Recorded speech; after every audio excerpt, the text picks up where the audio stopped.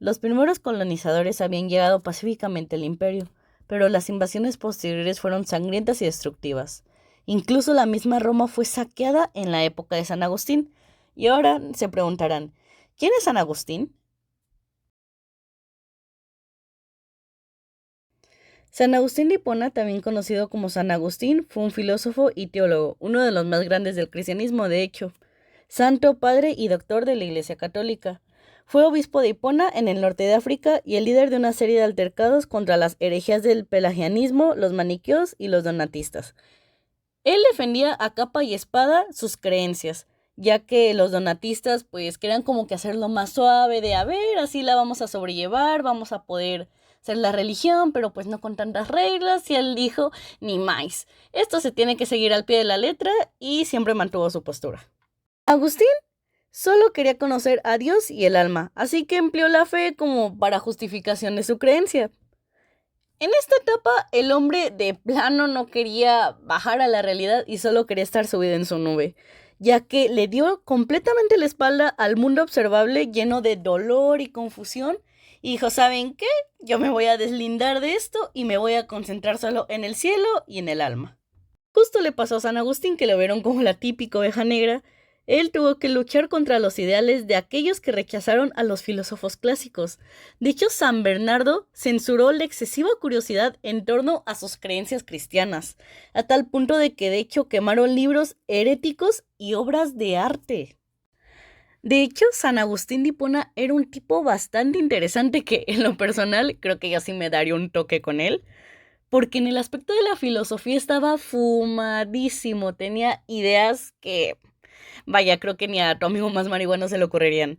Sus aportaciones en la filosofía era, por ejemplo, la teoría del tiempo, en el que Dios existe fuera de tiempo y este comenzó solo con la creación del mundo. También tenemos la de la fe en la búsqueda del entendimiento, y aquí se debe creer para entender. La fe es un método perfecto para entender, ya que es la base del testimonio y la verdad. Más que los hechos era como de el de tuve fe. Simplemente se guiaba pues en el ten esperanzas, esto va a pasar, así como una plática motivacional. Influenció en el argumento ontológico, es decir, Dios es un ser supremo como ningún otro, sublime y supremo. En otras palabras, le besaba los pies. Teoría del conocimiento humano. Teoría de iluminación divina, Dios te ilumina y brinda comprensión, concediéndole verdades divinas. Quien conozca a Dios y esté seguro de su verdad universal, revela misterios. Aquí es como de, estoy vibrando alto. Aceptó la sabiduría como un todo que conduce la felicidad. La sabiduría es la felicidad única. El hombre al conocer la verdad es feliz porque en ella se encuentra el amor. El amor es una magia, una simple fantasía. También les podría asegurar que San Agustín, si se lo toparan enfrente, sería como un loquito del centro que diría como de, conéctate con tu ser, hermano. Porque en las aportaciones a la psicología está aún más fumado, porque es como de, aprende del lenguaje, posicionar a la fe y la razón en una misma balanza. No debe existir una sin la otra.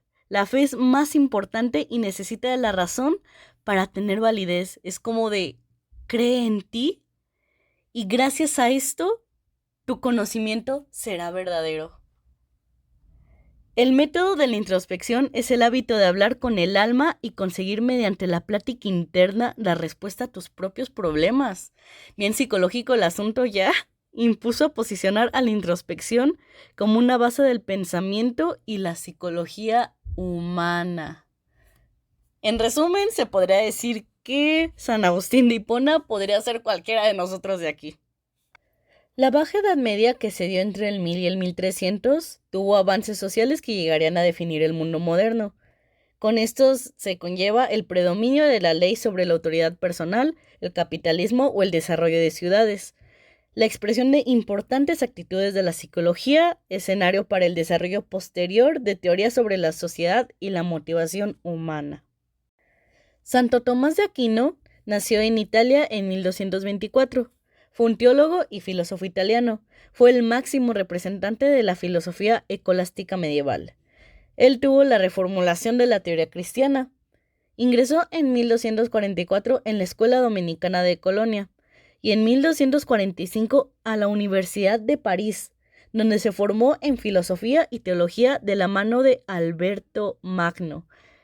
San Agustín tenía esas vibes como de, soy el chico mariguas que acá 420, pero Santo Tomás era más como ese punk anarquista de izquierda un tanto forzadillo, ya que denominó a Aristóteles el filósofo, el pensador que había demostrado tanto el poder como los límites de la razón humana sin contar con la palabra de Dios. Aquino adoptó el sistema aristotélico demostrando que no era incompatible con la cristianidad.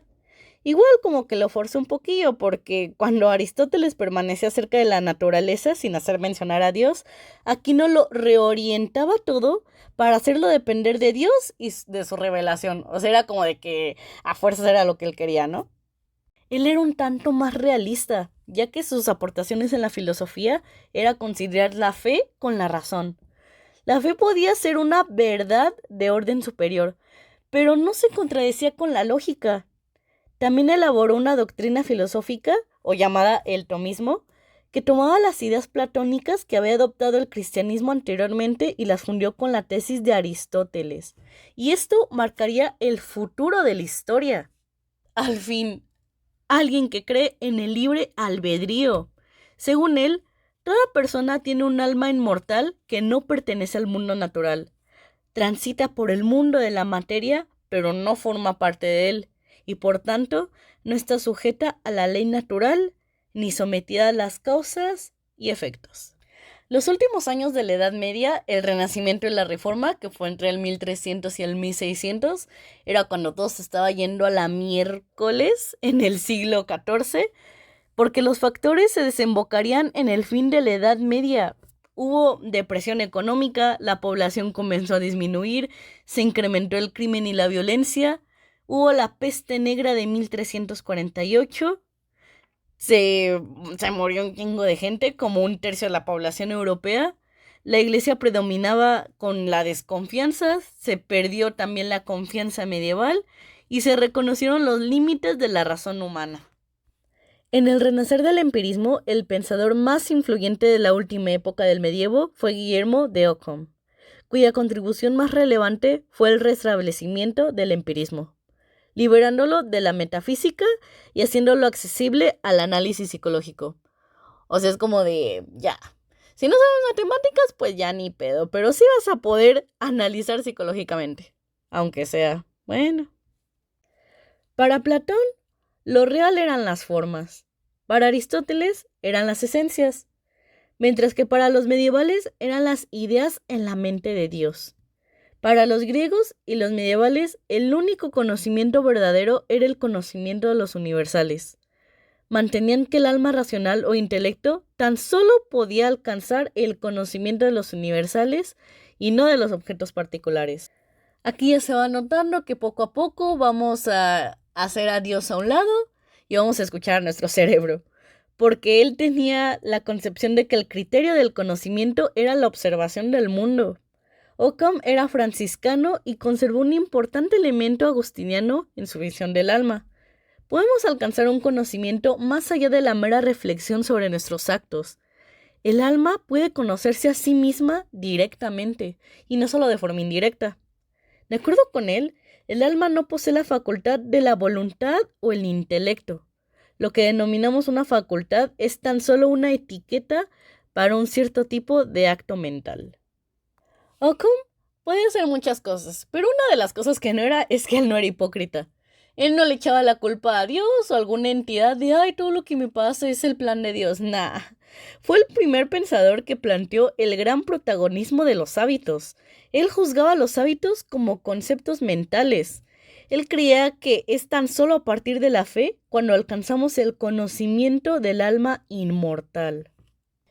Pero llegó Pedro Abelardo y fue como de, no digas mamadas, Mary Jane, porque él se dio cuenta de lo absurdo que eran las teorías de la aproximación metafísico-realista, que solo se limitaba a predicar una cosa a partir de otra.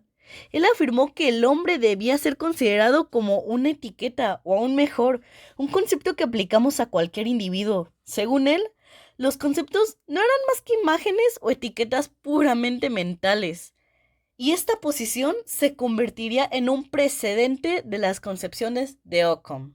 Los universales humanos correspondían a las ideas divinas. Entonces Abelardo y Occam dijeron, a ver, se dieron cuenta de que esto no estaba funcionando y quisieron abrirle los ojos a la gente. Destruyeron esta confianza y plantearon nuevas cuestiones relacionadas con los fundamentos del conocimiento humano. Antes de Abelardo y Occam, el conocimiento era considerado algo garantizado. O sea, era como de, mira, hola, soy humano, sé pensar. No, se dieron cuenta de que sí había gente estúpida. Después de estos autores, el conocimiento comenzó a ser algo que debía justificarse. Justifica la perra mamada que me acabas de decir.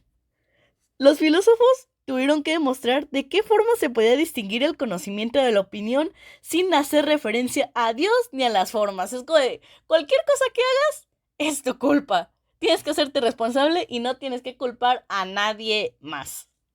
Y como Occam decía, todo lo que se presenta ante los sentidos es cierto. El empirismo dirigió los ojos del hombre hacia la observación del mundo que podía llegar a ser conocido, el mundo físico. Y es así como la ciencia física surgió en el siglo XIV. La Iglesia condenó a una escuela de pensadores encabezada por Signer de Brabante por haber ido demasiado lejos para aceptar el naturalismo aristotélico en vez del dogma cristiano. La primera respuesta de la Iglesia fue rechazar a Aristóteles y censurar sus trabajos. Nicolás de Ontrecourt tendría que retractarse de sus ideas e incluso se vio obligado a quemar sus propios libros. Siger y algunos otros como Occam comenzaron a separar los ámbitos de la fe y de la razón. Tan solo quedaría en manos de Galileo y Newton la fundación de la física moderna. Aunque Occam argumentaba que todo el conocimiento general se basaba en la experiencia particular, los científicos medievales no aplicaron sus teorías, sino que prefirieron elaborar sus teorías a partir de la experiencia cotidiana, a partir de las apariencias definidas por Nicolás de Ontrecourt. La mente medieval estaba centrada en Dios y en la verdad universal en vez de la naturaleza y en la experiencia individual. Esta orientación simbólico-religiosa comenzó a cambiar, dando lugar a la crisis intelectual que desembocaría en el surgimiento de la cosmovisión consciente moderna, característica del Renacimiento. El comienzo del Renacimiento se da en el 1300. Este alcanzó su cumbre en Italia en el año 1500. La esencia del Renacimiento es bastante escurridiza. No existieron contribuciones importantes a la filosofía. No existe ningún filósofo de primera línea entre Occam y Descartes. Como que se quisieron deslindar y fue como de, el conocimiento lo vamos a dejar en segundo plano, nos vamos a centrar en nosotros, en el hombre, que es lo más importante. No está claro hasta qué punto hubo contribuciones a la ciencia, ya que los pensadores del Renacimiento lo consideraron poco útil. Sus logros más perdurables son los que podemos encontrar en el arte o en la filosofía. El aspecto más importante que podemos destacar del Renacimiento es una amplia mutación de los valores, que se suele denominar habitualmente como el término humanismo. En todos los ámbitos del pensamiento se tornó más centrado en lo humano y menos orientado hacia Dios. Aunque los humanistas creían en Dios y en la verdad, también pensaban que la verdad puede ser contemplada de numerosas maneras, desde muchas perspectivas individuales. Aquí van las personas que sobrevaloran el Renacimiento. Se podría pensar que es una época como de ¡guau! Hubieron muchos descubrimientos, fue la cumbre del hombre, ya se dejó de lado a Dios y bla, bla, bla, bla, bla. Pero en realidad solo es gente que quiere ser cool y hacerse notar o que realmente quiere fingir que sabe historia. Porque se podría pensar que se glorifica todo lo humano y que debieron haberse producido una gran cantidad de estudios psicológicos.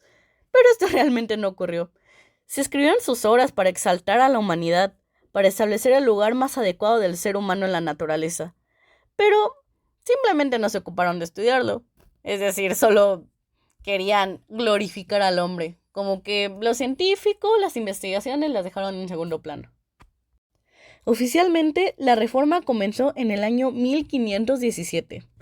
Martín Lutero es una de las personas que a mí me hace decir, pero miren el tamaño de esos huevos, porque se tomó muy literal el de, a ver, dímelo de frente, porque clavó sus 99 tesis en la puerta de la catedral de Wittenberg, desafiando así a la jerarquía católica. Lutero deseaba una religión intensamente introspectiva, una religión agustiniana, que le resaltara importancia al ritual, al clero y a la jerarquía. Así es como la Reforma se dividió en Europa en los dos campos enfrentados y favoreció el desarrollo de la intolerancia. Es decir, Martín Lutero sí se daba a respetar. Así es como se dio el fin del Renacimiento, ya saliéndonos de lo que siempre nos han inculcado de idealizar al Renacimiento y todo. En realidad, a pesar de toda su creatividad, el Renacimiento fue una época de miseria, ansiedad, superstición, en la que se vivió una enorme fractura social. Habían hambrunas, plagas, enfermedades, el orden feudal se desmoronó, y fue una época en la que la humanidad había sido glorificada por los humanistas. Se llegaron a alcanzar niveles impensables de bestialidad. Los humanistas pensaban que el hombre tenía un intelecto único semejante al divino. Pero aquí voy a cerrar con una frase de Montaigne que él señaló el camino a seguir, que es: el ser humano no es el centro de la creación, sino que es un animal más entre muchos otros.